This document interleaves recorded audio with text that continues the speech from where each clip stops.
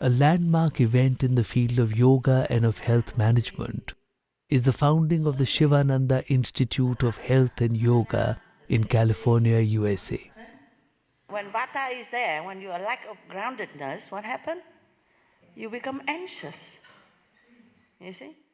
The Institute's first 2-year Yoga Health Educator training course was launched at the Shivananda Ashram Yoga Farm at Grass Valley in California in October 2017. But they have a real interest in learning the whole lifestyle.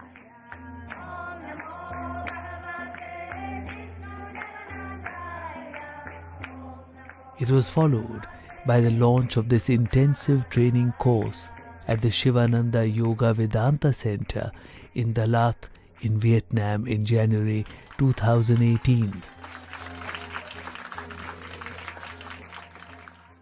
It's not an institution. This yoga health education training course is a yoga therapy course, but we don't use the word yoga therapy because the idea that we're not talking only about disease and curing of disease, but we are talking about health and well-being. We are educating people to approach the person that has disease as a total person. That means their body, their mind, their emotions, the circumstances of their life. In order to regain health, we need to think of the 3 levels of health. Our spiritual health, when we recognize the truth about our nature. Our mental health, when we become very calm and be able to be concentrated. And our emotional health that comes with the mental health is when we have love in our heart. And our physical health is when our body functions properly under the intelligent control of the mind. So our soul quality is remembering who we are. That means remembering our essential nature that is good, that is pure, that is true, that is brilliant, that is knowledgeable, that is eternal, that has no fear, no worry, no anxiety, there is no comparison, no conflict with anybody, that is pure love. So this is our quality of life. Happiness is within, but we are looking for it outside. So the idea of yoga is to look for it at the right place by looking within. Instead of like a person that lost her needle and go outside looking for it because it's bright outside, there is light. And inside the house where she lost it is too dark. So we all the time running outward, looking for our happiness outside. So now we need to calm the illusion down and looking inward. So that's the process of yoga. Swami Shivananda was a medical doctor, and he's always concerned about health. He wrote about 30 books on health itself and about 200-300 books on different topics of yoga philosophy and yoga life. Because he was a medical doctor and he helped people to heal. But then he realized that people suffer from something else. Yeah, he can cure from the physical ailment, but because people suffer from something else, that's how he became a monk and he became the doctor of the soul. Swami Vishnudevanji, he came to this country in 1957 in USA, San Francisco, and he realized that people are not healthy. And that's how he has to start to teach health. And he combined the teaching in 5 points, called the 5 points yoga lifestyle for health and peace of mind. So proper exercise, proper breathing, proper relaxation, proper diet, means vegetarian diet, positive thinking and meditation. That we call the 5 points yoga life that the health educator will be base their teaching on. The 5 points, how to get back to your true nature of health. I think modern medicine has some gaps. Modern medicine is largely focused on treating symptoms, treating outcomes, and not as well focused on prevention of those outcomes. And also not focused on the interface between the mind and the body. Modern medicine tends to be a bit divided between psychiatry on the one hand and physical medicine on the other hand. And the two really don't talk to each other, and yet obviously the mind and body are inextricably linked. And so yoga addresses that link between mind and body.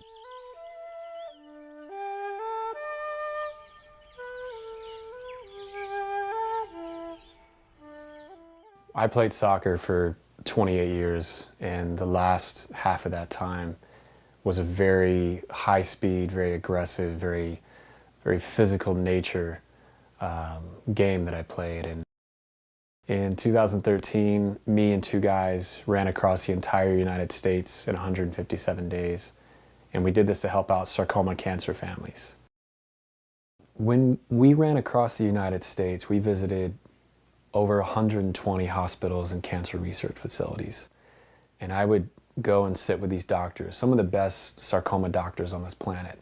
And I would sit with them one-on-one, and I'd ask the questions the families never got a chance to ask. All these doctors that I've talked to don't really have a holistic background, don't have a nutritional background, don't have a lifestyle enhancement background. Scientifically, they're brilliant, but when it comes to how to live and how to heal without chemo, without radiation, without poisons, without toxins, 100% of the time, it just wasn't there. And it was heartbreaking to see that. It was very heartbreaking to see these families that are so desperate for a better way to heal, as opposed to these poisons that are being offered to them.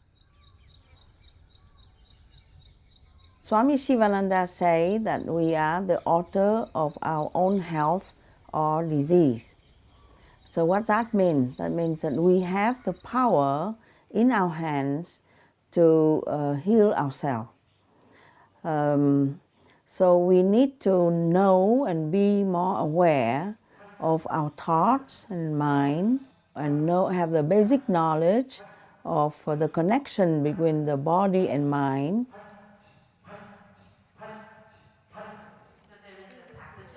The yoga health educator and the medical system can work together to provide real lasting health and wellness, and actually what we talk about is a positive state of health.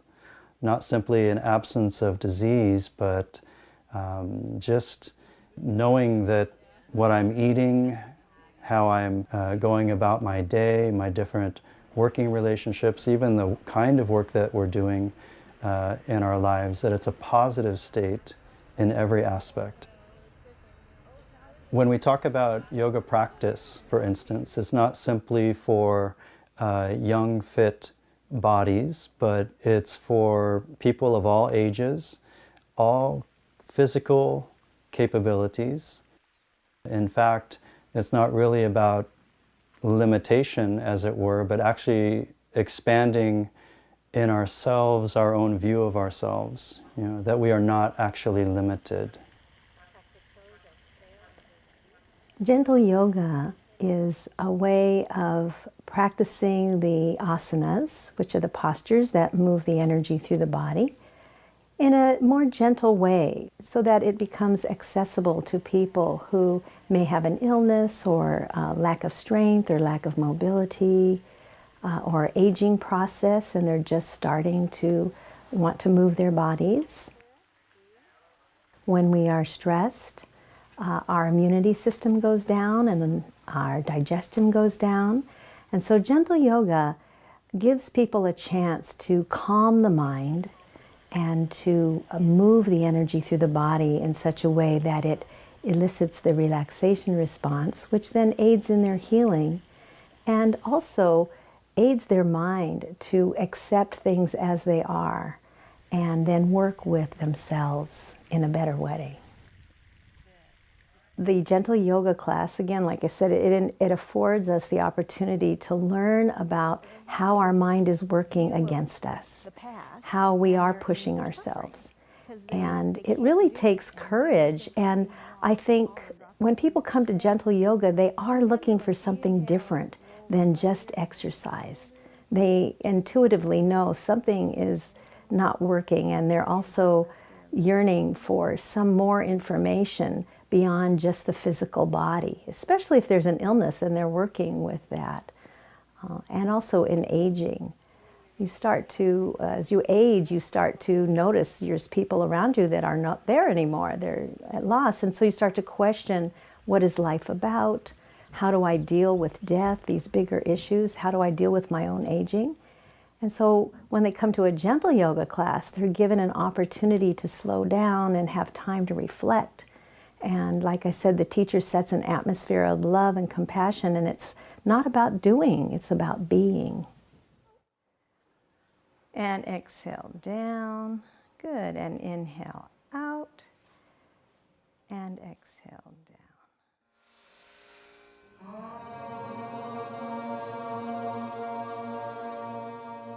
It's like going back to the source of who we are as pure vibration. So the more we connect with sound, pure sound, it feels like we are connecting with the true self. The ancient traditions, they all, and also immemorial times and traditions and worlds, been using sound to heal as a gateway to expand consciousness, going beyond the confinements of personality.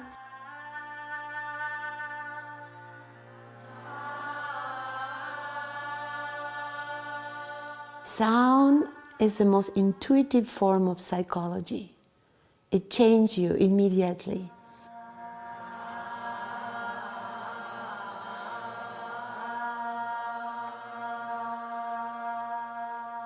So in this course we put together the yoga philosophy, yoga psychology in relation to health.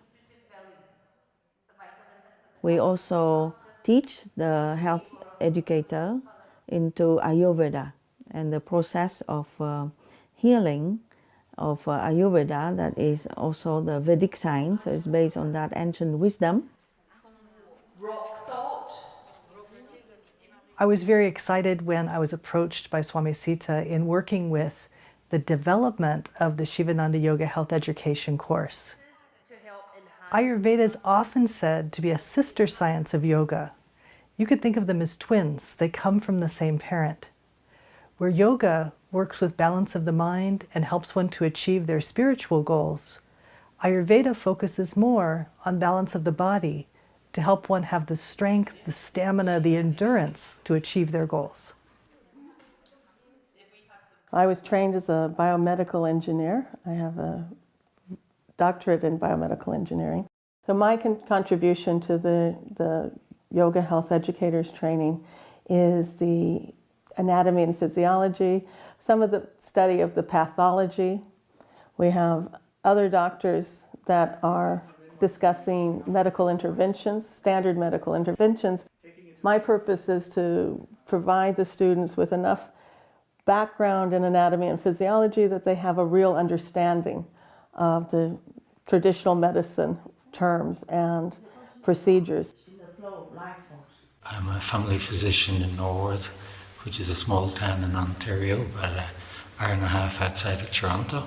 I tried physio, I tried chiropractors, I tried massage therapists, all of whom I knew, all of whom were good people, but they didn't fix my back. And somebody suggested that I try yoga, and it did fix it. So that was the proof for me personally. So here I am. It's about 15 years since I started yoga, and increasingly I'm being attracted personally to the Shivananda yoga. I'm seeing and meeting people that it's doing remarkable things for, and I'm not talking about just fixing the back of the body, but yes, that. And I now think as I study it more that the future of our whole world looks much better with Shivananda yoga. So I'm here to stay. I would recommend it for anybody who wants to try it. I know there's a physician program starting up. There's a lot of failure in Western medicine. I have so much obesity, so much diabetics, high cholesterol to deal with, mental health, depression, addiction stuff. And I send them to the services that are available. But increasingly I find, and I personally am convinced, we could save the healthcare system fortunes and make people feel better if we could introduce them to Shivananda Yoga. But they don't have enough knowledge or information that help them to positively go. The scientific medical discoveries and advancements can help, can join together with that wisdom teaching of ancient classical yoga and meditation systems. Check their nostril. It's dominantly functioning. We are here in Berlin at Charité University, and since many years we do research in yoga, in the application of yoga for patient care. So in fact, I think yoga is a very important part of modern medical care for a lot of patients. That is what our research data imply. We are here a general hospital with a lot of patients, and all the cost of the treatment is reimbursed by the insurance company. It is not a private hospital, it is a standard university hospital. We now have in the hospital 3 full-time yoga teachers as part of our therapist team. And I think this is very nice, so that we just regard yoga as a standard treatment, and it is included in the professional staff. So what is disease made up of, and what is wellness made up of? As I started to practice medicine, I realized that the healthcare model which we are so used to is so much deeply rooted in disease management only. So the wellness side or the healthy side of the person is completely pretty much ignored. So I was always looking for a system of medicine, system of health, which will address the healthy side of the person as well. And in the allopathic model, the Western medicine model, as we know, that we have sort of divided the human body, and we have specialized the care depending on different body parts. So there are so many specialties and super specialties. So it's time now to bring everything all together in one unity and empower the individual, because the healing powers really are well within the person. So science of yoga and Ayurveda, they're traditionally designed that way to keep a person totally healthy, and not only healthy, but mentally peaceful. As a yoga teacher, this is the most important thing that you need to remember. The connection between body and prana, the connection with body and mind. Okay? Shivananda Yoga Ashram produces a lot of yoga teachers, and they have done hundreds and thousands of them over the years. But I realized that these yoga teachers, they need to become more familiar with the traditional healthcare system as well, so they can be useful with their expertise, with their training for medical establishment, for medical doctors. So this particular course allows them to learn academically as well as practically, to be part of the healthcare system, to work with the doctors hand in hand in the care of the patient. So the patient gets to have the medical care he or she needs, but along with that, he learns the philosophy and the science and the wisdom of yoga and Ayurveda as well, to stay healthy and to promote more wellness in him. Both my parents were physicians. My mother was a family practitioner. My dad was a general surgeon. My father actually was diagnosed with lymphoma when he was 54, and he passed away 5 months later. And I remember when he was first diagnosed, his immediate reaction was, "I don't want chemotherapy. I don't want any of it. I think I was 19 at the time, and I was upset and I cried and I said, please go and get treatment and everything. And so he did, and he went through the chemotherapy. And in the end, he was hospitalized. He was breathing artificially. He wasn't conscious. He didn't look like himself. We couldn't really communicate with him. That's the kind of death he had, and I think in his heart he knew that he didn't want that, and he knew that there must be some other way. And I noticed the same thing with my mother towards the end of her life. Though she took medications and she had surgeries and treatments, but I think she didn't want to die in a hospital. And I think it was much the same thing. She knew that wasn't the way. She knew it wasn't ultimately going to heal her, but she didn't know what else to do. So a few years ago, I think it was 4 years ago, I was planning to have an elective procedure that at the time I was convinced I needed to have. One night I dreamed that my father called me. And at this point my father's been dead for many years. But in my dream he called me and he said, Priya, no hospitals. There's nothing wrong with you, no hospitals. I think that being led to yoga and then being led to the health educator program for a reason, because I think there's something there that's missing that a lot of people are craving and not getting. So yeah, there's something here that people need. I have this condition that's called the restless leg syndrome. It's also called Willis-Ekbom disease.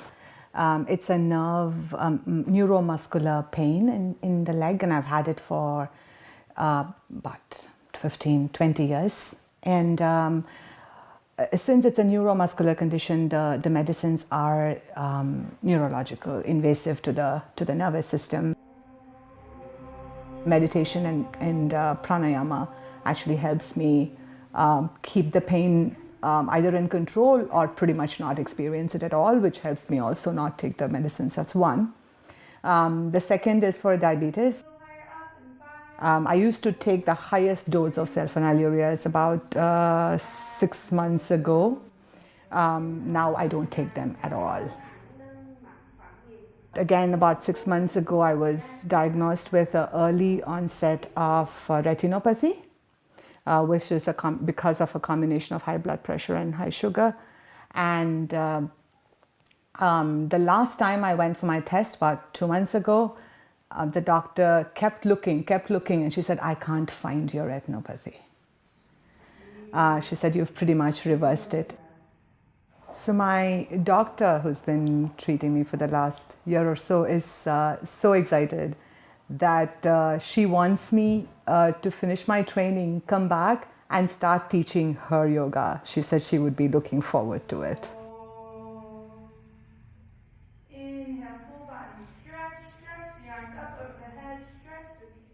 In this course, there's a particular emphasis on the health aspect. So promoting health on all levels: physical health, mental, emotional health, spiritual health. So we see that in many cases, the health systems that are in place, the medical systems that are in place, that are very much focused on dealing with people's symptoms, that are very much focused on uses of different uses of drugs and surgery. We see that there are many problems there, in many cases that it's not working. And we know that there's a whole body of knowledge of how to live, how to conduct our life, how to interact with the world, how to interact with each other. If we follow it, this can alone promote health, can avoid health problems. I think there's great usefulness for Ayurveda in the modern world, especially alongside modern medicine, because we need to be able to recognize our own self.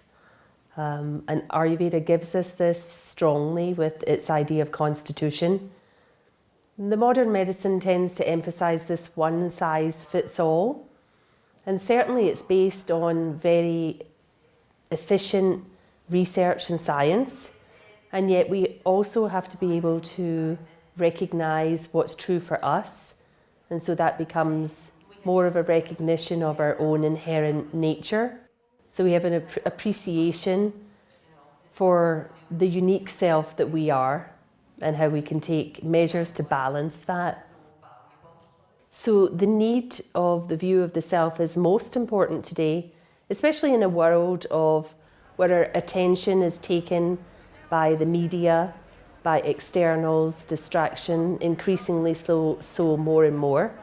And so the training of the Ayurveda and yoga within the health education process is for us to take the attention within and become more aware, pay more attention to what's happening within us as we engage in the modern world.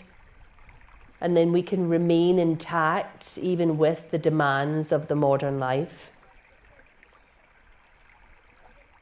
One of the things that I've been really drawn to about yoga is that it has a higher standard for health. Whereas modern medicine, modern psychology, the focus is on the absence of disease. But there's very little focus on flourishing, on happiness, on bliss, on enjoying life.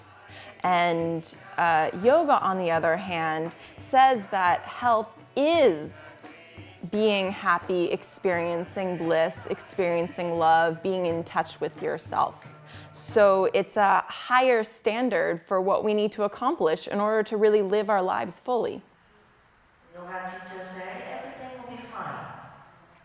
One of the powerful aspects of this training is Swami Sita in the energy that she brings to this course. It's clear that the knowledge just flows from her head. She's not really reading from anything. There's so much knowledge and organization and understanding in her mind that comes out so clearly. We also need to bring that same strength, that same energy in order to help to heal those that we are working with. Yeah? So you have to be like a lawyer. You have to. My name is Shauni Robbins. I teach at several universities, including Stanford University and Foothill College, and Institute of Transpersonal Psychology. And I'm a psychologist, I'm a clinical counselor as well. Just a healthy body helps tremendously, and so if we can help that with the exercise part of yoga, that alone is wonderful. But then of course we can go way beyond that in terms of calming down the mind. And so the more calm we are, the more open we are to others. And so the empathy and compassion starts coming up around that. So as a psychologist, empathy, mindfulness, compassion, those are highly correlated skill sets with a lot of good things in life. Positive relationships, success in the workplace, getting along with others, health. I've suffered from anxiety and depression all my life, starting in my adolescence, and I never really got the healing that I needed from the conventional psychiatric care. The healing that I got from the ashram was a really holistic and overwhelming sense of relief. I've just seen the, chaos that's basically going on among teenagers, and especially the substance abuse that's going on in the high schools. They need help. They have no idea where to turn to. And they're all basically numbing their feelings. They're numbing their true nature because they have the feeling they are not able to be who they are. There's not enough compassion, or there's just they need help. They need help at the end of the day, and it's. I think yoga can give us that. So when we use yoga now in the addiction field, we're actually trying deliberately to help people build new skills, to tolerate the impulse to use the old skill, So build a skill that they can come into and use, such as getting comfortable, feeling uncomfortable about growing and evolving.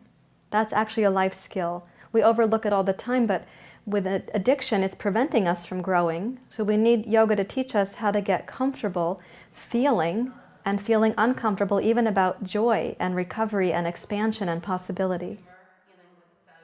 And the addiction ends up actually falling away as a resource that's now outdated and was once overused.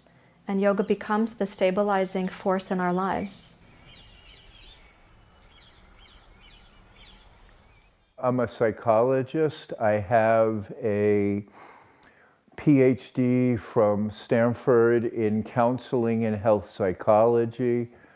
Then I did both a pre-doctoral and a postdoctoral fellowship in preventive cardiology at the Stanford School of Medicine. Most people have no idea what actually causes health. Most people don't think about health until they get sick. And most people have very little understanding of the role of their mind and their emotions in anything. Like they're just basically doing their life with not that much thought and awareness. And when their physical being is impacted, they feel sick and sometimes they try to get help. So a health educator would be very important in reminding people of the multiple ways that people can be healthy, of the multiple channels with which they can work on themselves. You calm down the breath. The breath doesn't come out anymore. A training like this brings a spiritual element to it, but brings a tangible reminder that the yogi tradition has 3,000 years of practice in helping people be well.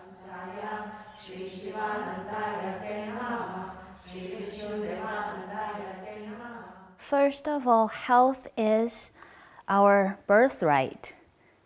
Health is not absence of disease. It's our natural state. Because once we've established that, disease is when we forgot that fact and we get out of balance, then the manifestation could be disease or other discomfort. Yoga can show us ways to reconnect and to reclaim our heritage and return back to ourselves, back to our natural state of health.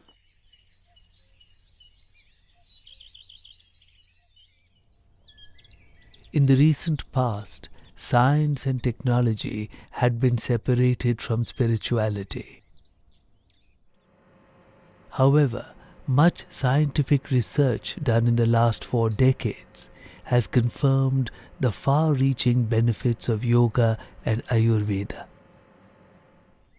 The world is today reaching out to integrate this ancient wisdom with the modern developments in medicine and psychology. The intensive 2-year Yoga Health Educator training course is an exciting initiative of the Shivananda Institute of Health and Yoga. Here, scores of students are working with doctors to learn to contribute to the mainstream healthcare system. They are learning to add the dimension of holistic health promotion through ancient wisdom, through the science of yoga and Ayurveda.